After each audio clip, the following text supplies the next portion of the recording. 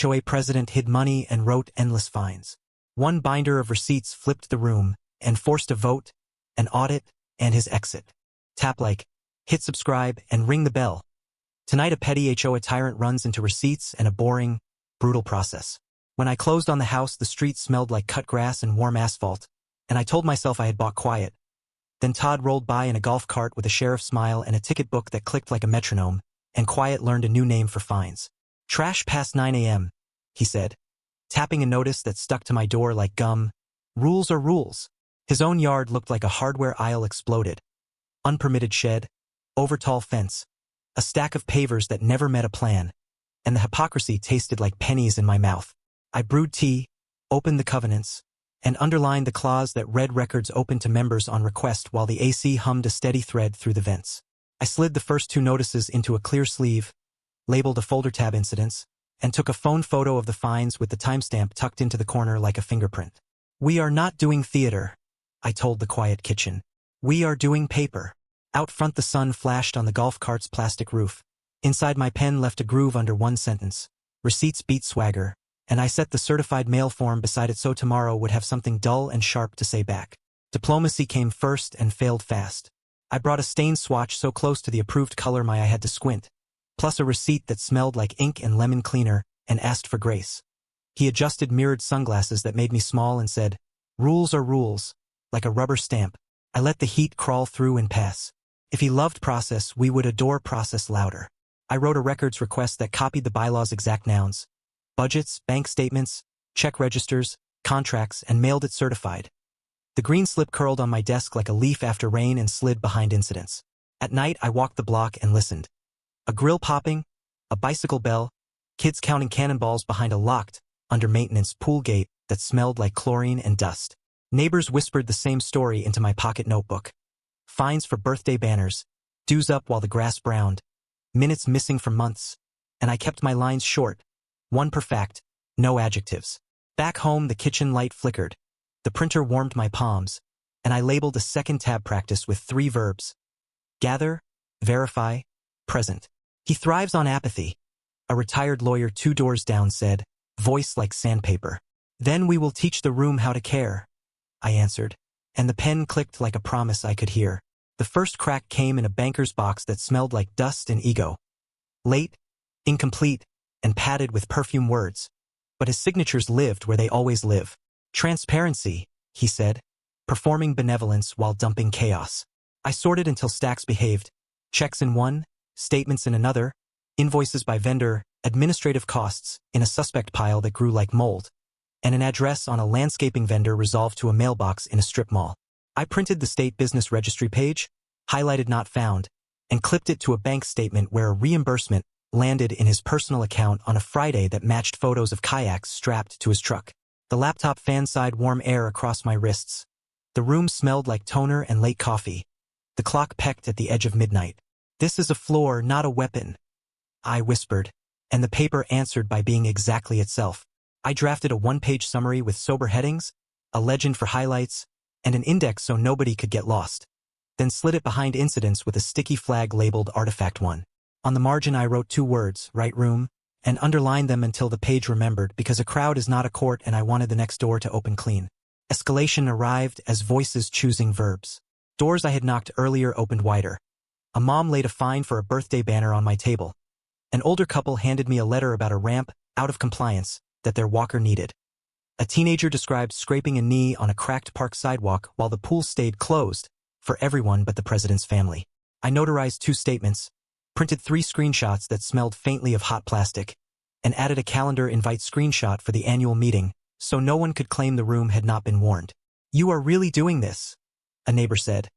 Nervous grin bright under gym lights during volleyball night. We are repairing this, I said. I hand-delivered polite flyers, no accusations, just please attend, dues and improvements on the agenda, and the gym listserv pinged back with a hum I could feel in my ribs. Todd sent a 1-line reply at 1 in the morning, stop harassing volunteers. And I drew a neat box around harassing because projection is a tell. In the binder, the tabs incidents and practice sat like traffic lights. I added a short motion to appoint an interim, retain an outside auditor, and post all records online within 30 days. then set the stack beside a whistle that would not be needed if the room remembered how to breathe. The low point tasted like static and choice. In the mirror before the meeting, I saw a neighbor who hated bullies and loved order, and I reminded that face what we were not doing.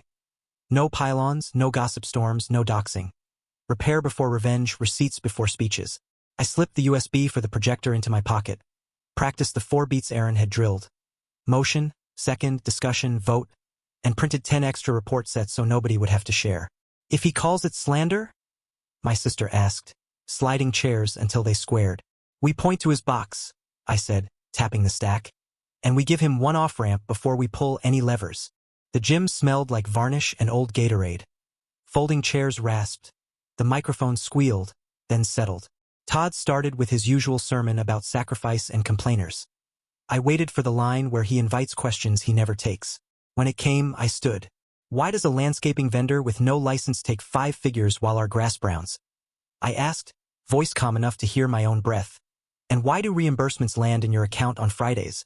My hands did not shake when I handed the first stack down the row, and the room inhaled as the yellow highlights found eyes that had missed their pool all summer, because the next breath would decide if we were fixing a budget or breaking a spell. I wrote the decision like a clean checklist under a lamp that smelled faintly of hot dust and lemon. Recall mechanics, outside audit, dual signatures, and one honest off-ramp so nobody could call this a circus. I printed an off-ramp letter in dull type that offered him a soft landing. Resign with thanks, accept a modest advisor stipend, repay misdirected funds on a schedule, and a firmer lane if he refused. Appoint an interim, freeze discretionary spend, and post every record within 30 days. We start with grace, I told the mirror, and taped the letter inside the practice tab so my fingers would touch the offer before they touched anger. I drafted a special meeting agenda with 4 lines, times written as words, 2 p.m. start, 4 p.m. adjourn, and slipped proxy forms into envelopes for the folks who travel for shifts. The post office smelled like rubber bands and ink as the clerk stamped certified notices. Green slips curled on my palm like cool leaves. At home, I clipped a calendar invite screenshot to incidents and placed the recorder on top so memory would have a twin. Mom read the stipend line twice and asked, "You really give him a door first?" "Always," I said. Fair choice keeps the room honest. I called the registered agent and the auditor I wanted on deck, then underlined one sentence in my notebook: repair before revenge, receipts before speeches. The air from the vent carried a faint tin taste. The neighborhood smelled like cut grass and rain heat. My printer hummed like a patient hive while envelopes fed. When the last notice slid through the slot, I stood very still and listened to the house quiet until it sounded like a clock choosing a side. Tomorrow the room would read the offer aloud. Preparation sounded like paper learning to carry weight. The copy shop breathed warm toner as meeting packets slid out in tidy stacks. Index, summary, highlighted checks, vendor map, and the stapler rasped like a zipper closing resolve. At the state window that smelled of carpet shampoo, I pulled a certificate of good standing and slid the crisp sheet behind incidents. The bank manager printed a signatory history while the chain pen clicked a metronome and dates lined up like fence posts in clean sun. Mom practiced the gratitude line. My sister drilled the motion to appoint an interim. My brother rehearsed the second, voice steady as a level. "Keep it boring," my neighbor Aaron said, tapping 4 fingers. "Boring wins." I taped a quorum checklist inside the cover, penciled rides for elders, and set out extra pens so nerves had somewhere harmless to land. The gym reservation email pinged. I screenshotted the facility booking confirmation and filed the print where eyes would find it. I loaded the slide where the mailbox landscaping address resolves to a strip mall and tucked a small bowl of mints beside the projector because courage can taste like chalk. The packet index felt smooth under my thumb. The room smelled like lemon cleaner and printer heat. Outside the block traded grill smoke for wet pavement as sprinklers hissed. "If he calls it slander," my sister asked, "what do we say?" "Point to the page numbers," I said, and drew a square around fair choice on the agenda margin. When the registered agent's acceptance landed and the recorder's red eye blinked once on my desk, I heard the hallway door click and stop, and something waited just out of sight listening. The gym smelled like varnish and old Gatorade and a hint of lemon cleaner under buzzing lights. Folding chairs scraped like sandpaper as neighbors settled. I set the recorder by the water pitcher, clicked the red eye, and handed a roll call sign and sheet to the volunteer at the door. Todd opened with a sermon about sacrifice and freeloaders. I opened the packet and the room opened its eyes. "Why does a landscaping vendor with no license take 5 figures while our grass browns?" I asked. "And why do reimbursements land in your account on Fridays?" He tried to gavel with a clipboard. "Slander," he said. Harassment. These are your checks, I answered, sliding bank statement copies and the registry printout to the front row so ink could speak. Murmurs moved like wind in tall grass. The projector fan hummed. A shoe squeaked a nervous rhythm in the back row. My sister stood. Motion to remove the president. Appoint an interim. Retain an outside auditor. And post records online within 30 days. Second, my brother said, crisp as a metronome click. Aaron called out quorum off the sign-in sheet and pointed to the stamped meeting notice taped by the door. I placed a ballot template on each aisle seat, not to dramatize but to steady hands that needed a simple square. Before the vote, I slid an off-ramp letter toward Todd.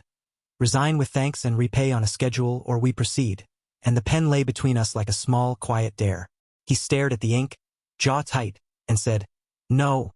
While the room inhaled together, pens hovering over little boxes that could teach a tyrant to read. The microphone tested a crackle and settled. The sign-in sheet rustled like dry leaves as late hands signed. The meeting notice screenshot hung on the corkboard with a pushpin bright as a thumbnail. I tasted metal in my mouth and kept my voice low so the slides, not my temper, could carry the room. Consequences arrived as paper choosing verbs over villains. The signed minutes recorded the vote. Yes carried, and the room exhaled. Todd left with a door slam that sounded smaller than he intended.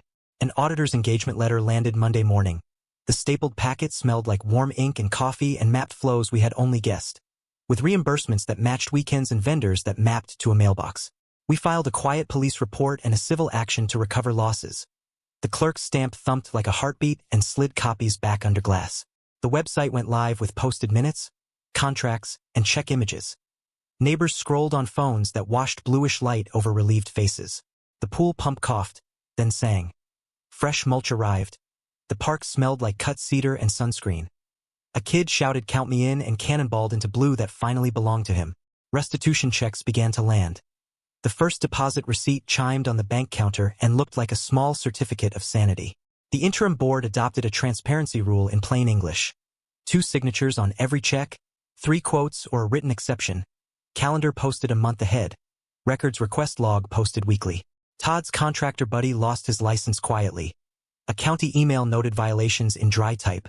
We printed it and filed it without glee. I taped a 1-page what your dues by to the clubhouse door, and the laminate smelled like warm plastic and clean starts, while the audit calendar blinked on my phone like a soft metronome that would soon call the next tune. That night an envelope slid under my door with handwriting I recognized but a tone I did not, and I held my breath before I opened it. Quiet has a texture when it returns. Sprinklers hiss at dawn. The gate latch clicks without a chaperone. And the pavilion smells like hot dogs and clean tables instead of drama. Meeting nights now sound like pencils on paper and not a microphone squeal. The projector runs cool because the slides are short and the budget is clear. I am not proud of the discomfort that landed on a man who mistook neighbors for subjects. I am proud of the line we kept.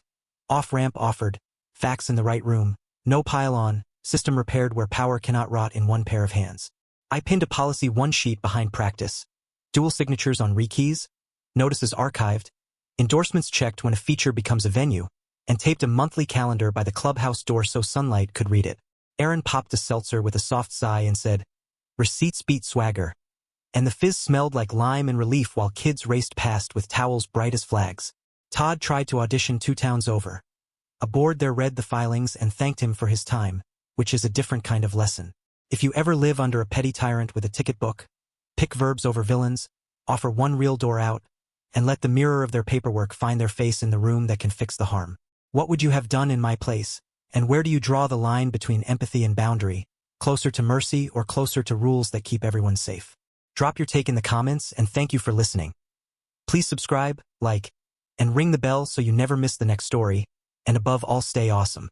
Keep your folder labeled incidents and your tab labeled practice where your hands can find them fast.